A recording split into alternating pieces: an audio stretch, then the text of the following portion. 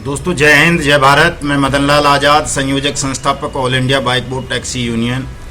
आज दिनांक 8 अक्टूबर 2021 को आपके समक्ष प्रस्तुत हूँ राजधानी दिल्ली से कुछ खास सूचनाएं, खास समाचार आप सब तक पहुँचाने के लिए।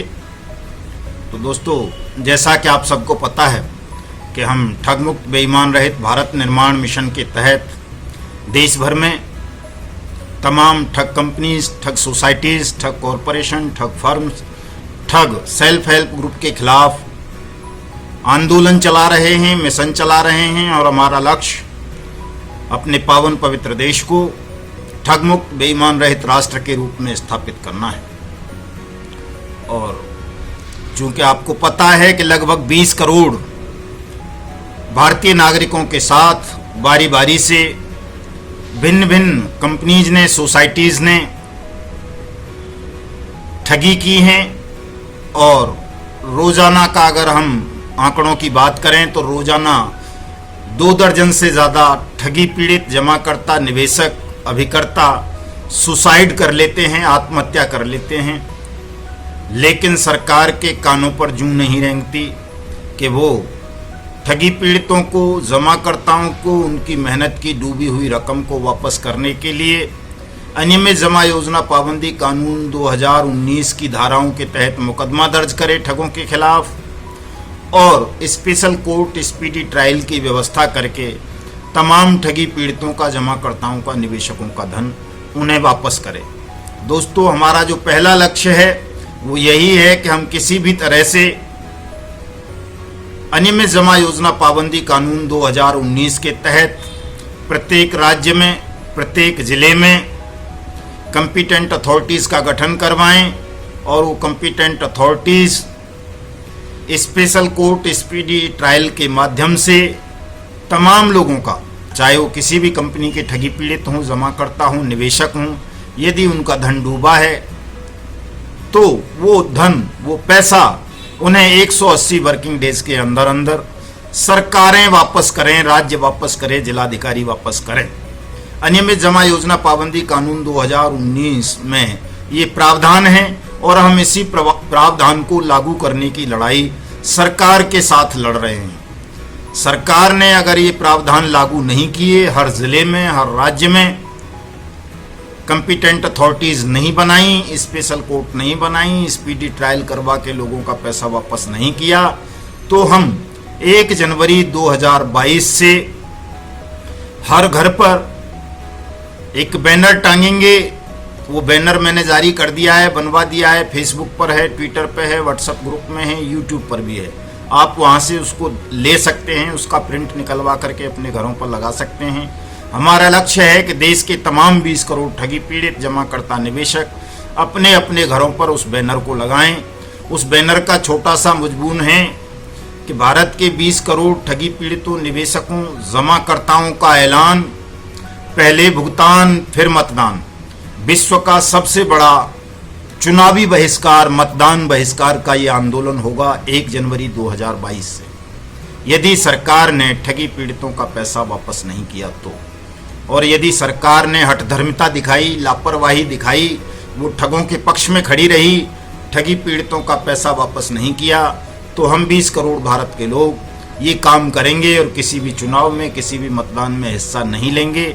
और देश की, चाहे वो केंद्र की सरकार हो, राज्यों की सरकार हो या स्थानीय सरकारें हों, निकाय वगैरह जो होते हैं, नगर निगम वगैरह, उन सब को हम अवैध घोषित करवा देंगे, नल एंड वॉइड बना देंगे। सरकार के साथ हम असहयोग आंदोलन शुरू करेंगे, सरकार को किसी भी मामले में सहयोग नहीं करेंगे।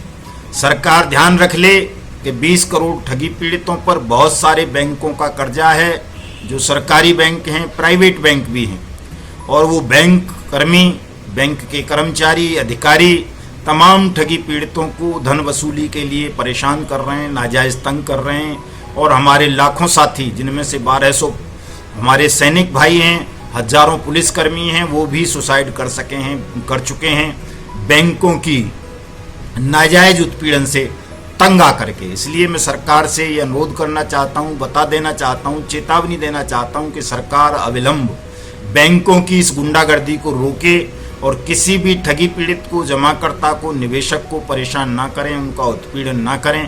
क्योंकि इन साथियों ने जो पैसा बैंकों से कर्ज लिया था वो पैसा इनसे ठगों ने ठग लिया है, और कोई ऐसे ही नहीं ठग लिया है, बाकायदा सरकारी स्कीम्स के नाम पर ठगा है। प्रधानमंत्री के फोटो छापकर प्रधानमंत्री की स्कीम्स का नाम लेकर के ये ठगी हुई हैं। इसलिए सरकार भी इसके लिए कहीं ना कहीं जिम्मेदार है कि उसने इन गलत कोऑपरेटिव सोसाइटीज़ को, गलत ठग कंपनीज़ को क्यों लाइसेंस दिए, क्यों सर्टिफिकेट दिए, और दे भी दिए तो उनकी निगरानी क्यों नहीं की, उन्होंने रेगुलरिटीज़ कैसे बरती, उन्होंने कैसे अनियमित जमा योजनाएं चलाईं, कैसे फ्रॉड किया, क्यों लोगों के पैसे को वापस नहीं किया।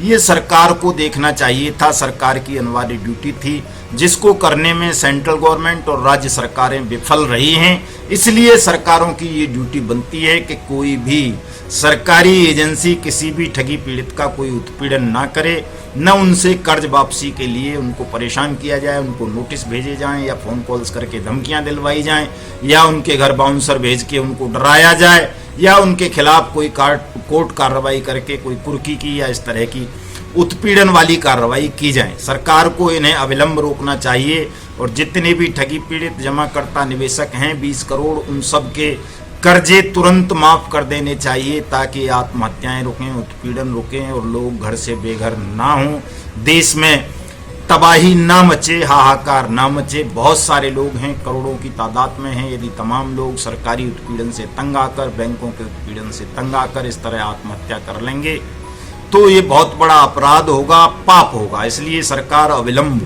तमाम बैंकों को डायरेक्शन जारी करे और उनको रोके ठगी पीड़ितों का उत्पीड़न करने से।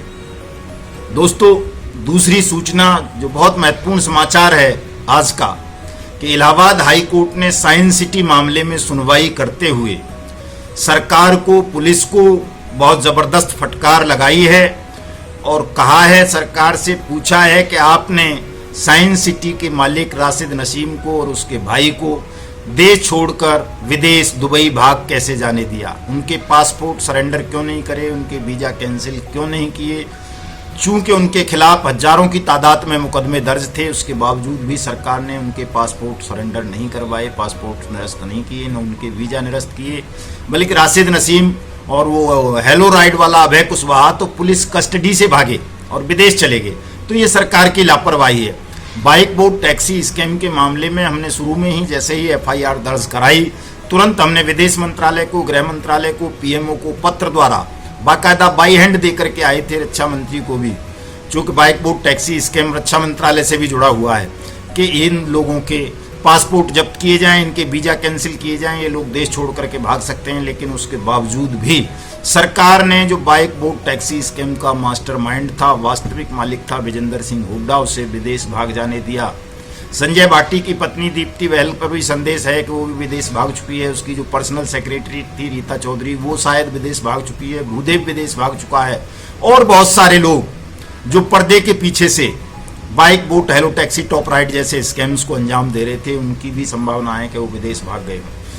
ये 3 आदमी तो अधिकृत रूप से भाग चुके हैं, हेलो राइड वाला अभय कुशवाहा और साइंस सिटी वाले राशिद नसीम और उसका भाई। ये 3 आदमी तो अधिकृत रूप से सरकार ने मान लिया है कि विदेश भाग चुके हैं, इसलिए अरेस्ट नहीं हो रहे।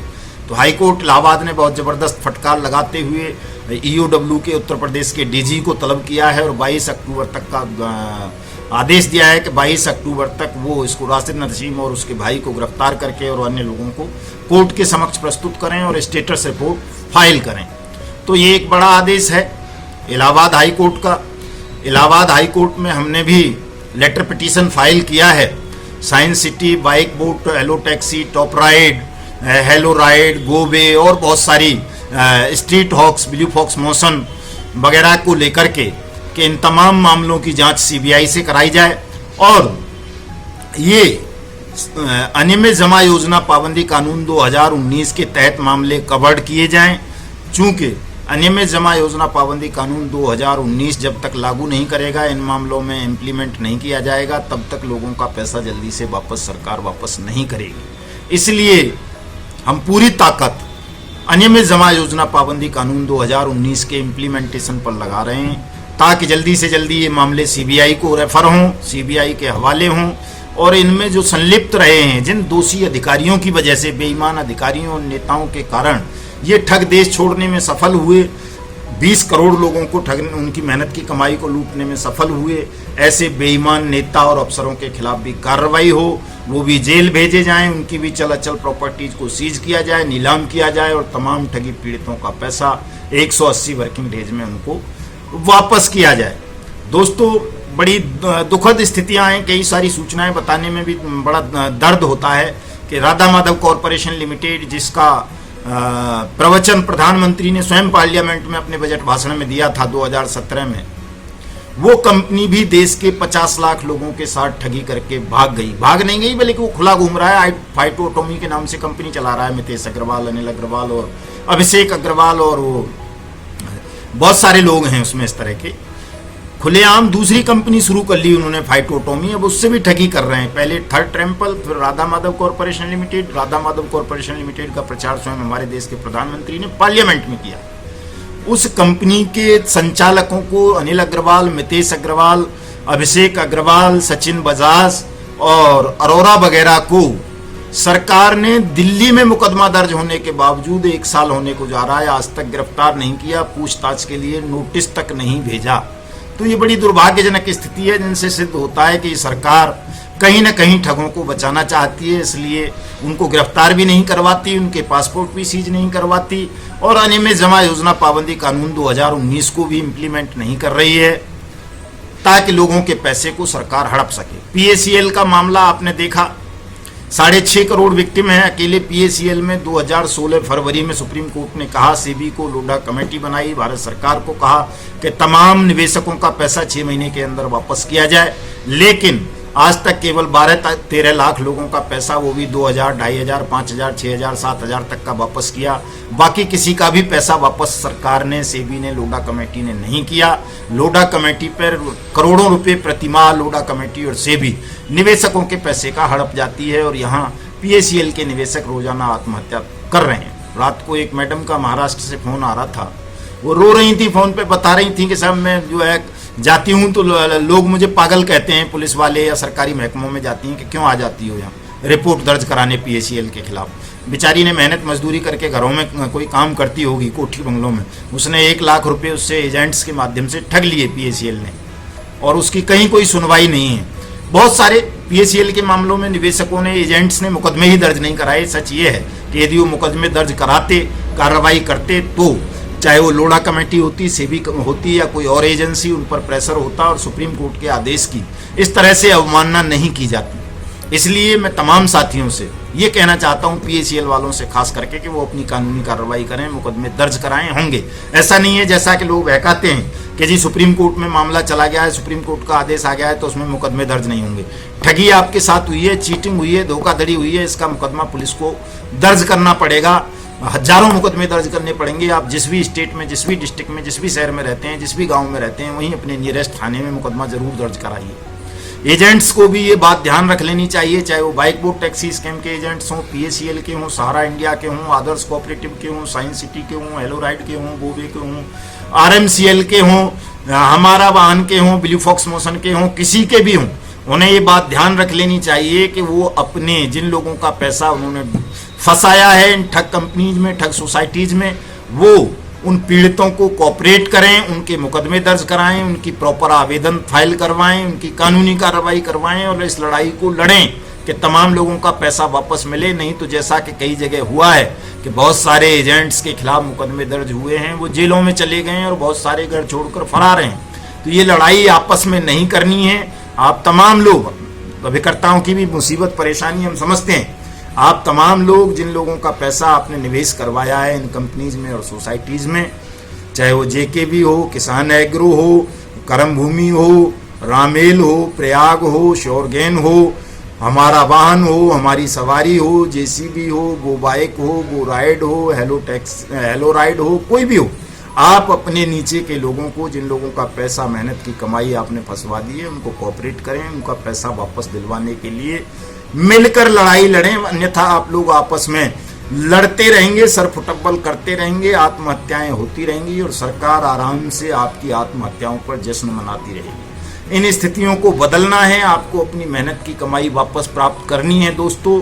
तो तमाम साथी, ये जो हमारा पहले भुगतान फिर मतदान का जो बैनर है, इसको तमाम साथी प्रिंट कराइए, अपने घरों पर लगाइए, बता दीजिए तमाम पॉलिटिकल पार्टीज को कि यदि उन्होंने आपको सहयोग नहीं किया, नियमित जमा योजना पाबंदी कानून 2019 के इम्प्लीमेंटेशन के लिए आवाज नहीं उठाई, आपका पैसा वापस नहीं करवाया, तो आप तमाम राजनीतिक दलों का, तमाम चुनावों का, तमाम मतदान प्रणाली का बहिष्कार कर देंगे और सरकार के साथ असहयोग आंदोलन आरंभ शुरू कर देंगे, जिससे सरकारों को शासन चलाना दूभर हो जाएगा, मुश्किल हो जाएगा। दोस्तों ये खुल के बता दो, निर्भय होकर के बता दो, तभी आपका पैसा आपको जल्दी से वापस मिलेगा। बहुत सारे साथी दिन रात फॉल करके व्हाट्सएप मैसेज डाल के पूछते हैं साहब कब तक मिल जाएगा पैसा।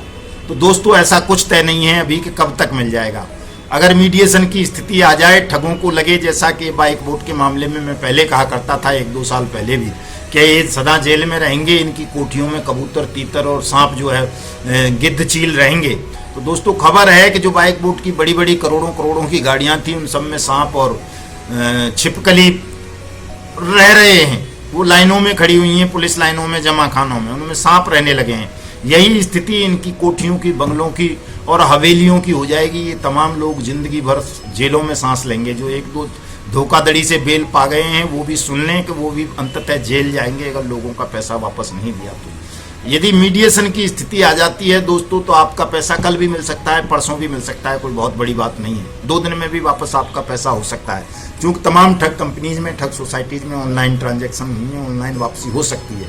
लेकिन ये मीडिएशन की स्थिति में, और यदि ठगों को जिंदगी जेल में गुजारने की सोच ली है उन्होंने कि हम बच जाएंगे या किसी तिकड़म से, तो फिर मामला कोर्ट कार्रवाई चलेंगी, लंबी चलेंगी, इनमें ऑर्डर आएंगे, बहुत काफ़ी लंबे समय में आएंगे।